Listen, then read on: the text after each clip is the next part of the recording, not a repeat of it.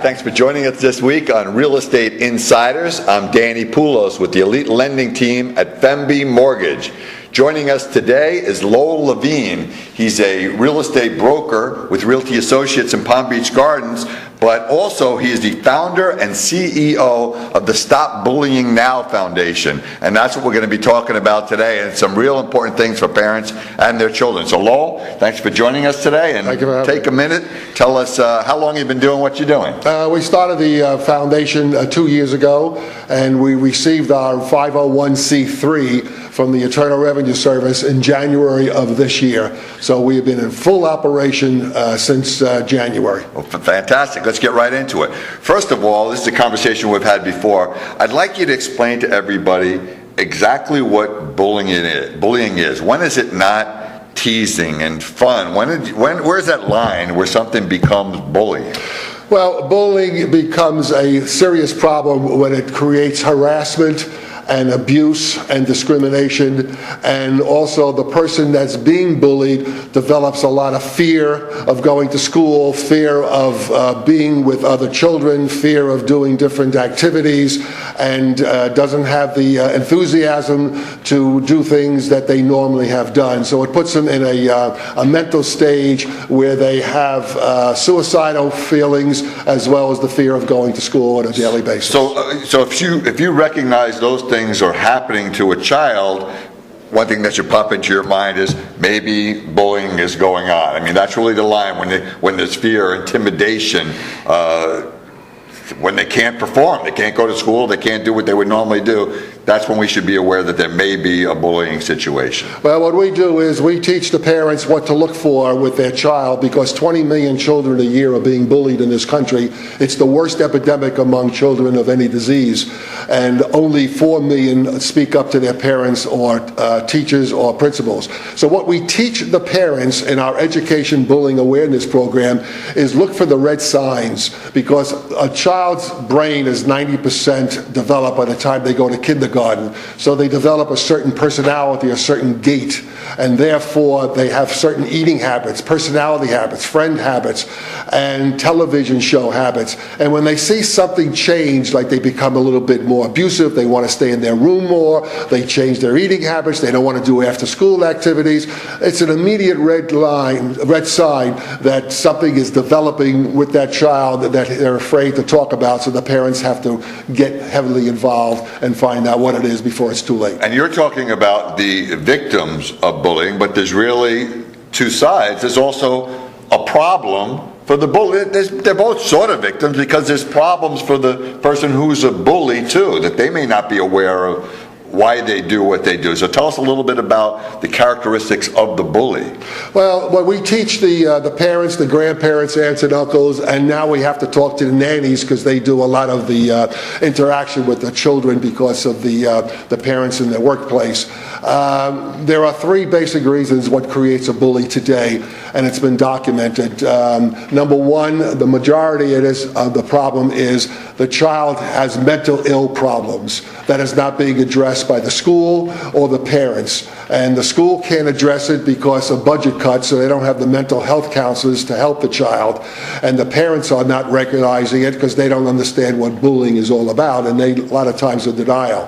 The other reason why a child becomes a bully is because he's living under enormous amount of stress and strain from house, friends, and school, and that's the way he lets out his emotions. And the third way is a child that's constantly being put down, and in order to fight that negativism, he tries to dominate over another child. Most cases, in that particular case, the child they dominate is half their size, and they're able to control them, and it makes them feel better within their own body. Well, I'm really glad that you explained that, because I think the natural reaction would be that kid's a bully and he's bad and he's evil and avoid him.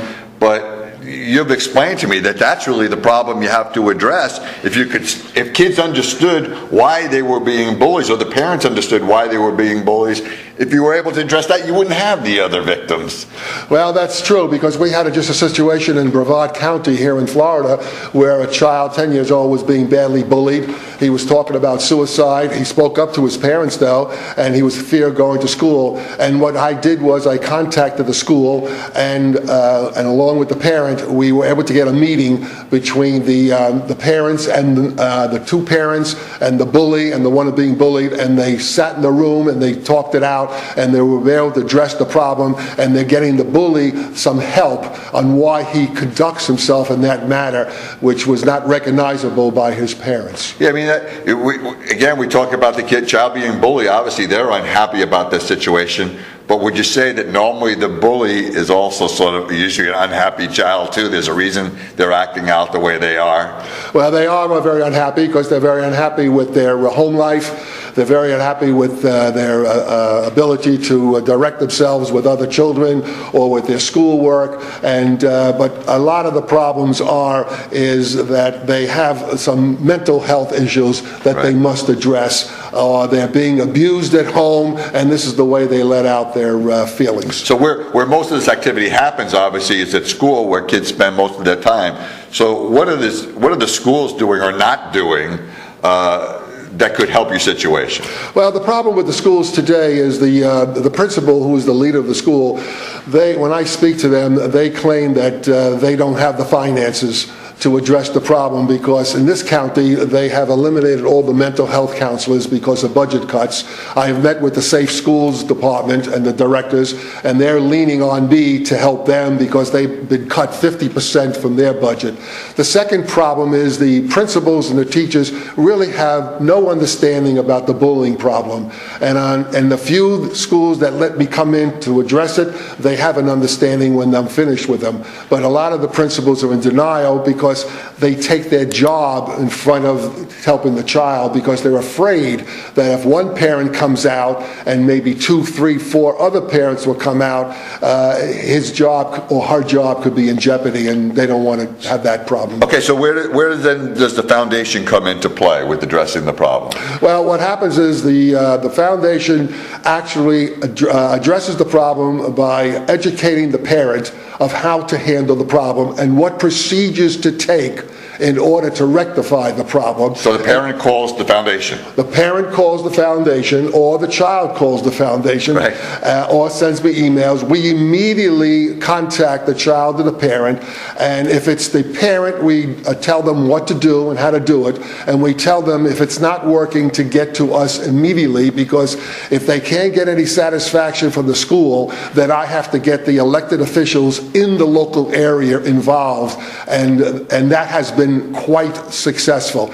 If a child contacts me, then I have to call the school directly and talk to the principal or the area superintendent and to alert them of the problem and give them the name of the child. Unfortunately, I do not get a success rate coming back because the schools claim they have a confidentiality law that they cannot tell me exactly what happens. But I do contact the child. The child does get back to me on an email and says, yes, it's working. They are addressing it and they're helping the situation. It sounds like you're really walking the razor's edge, because on one hand, you're trying to help the children and the parents and the school. On the other hand, the school doesn't want any added attention to the problem. The last thing they want is for the community to think that they have a rampant bullying problem.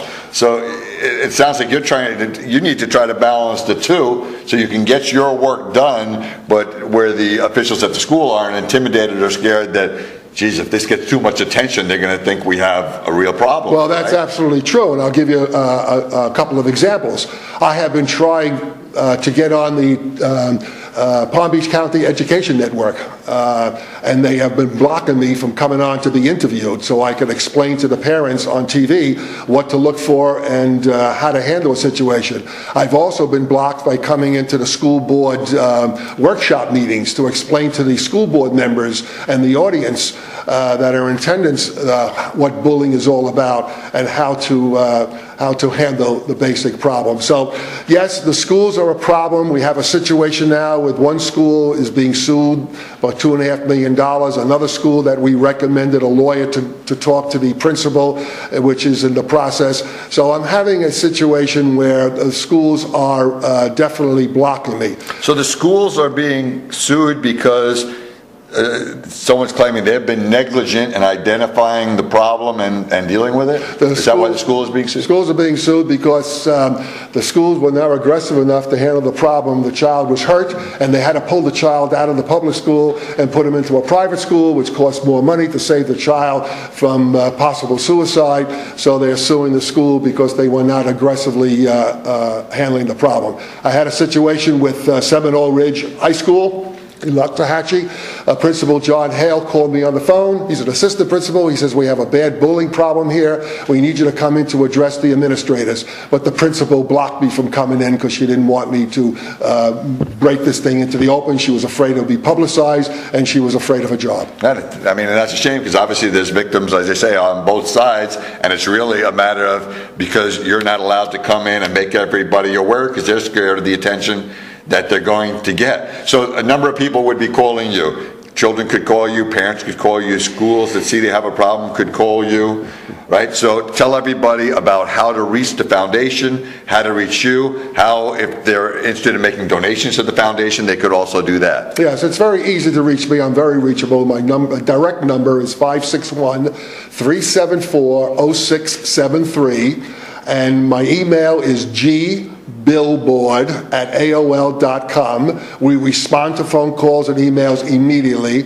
Or you can go on our website, www.stopbullyingnowfoundation.org.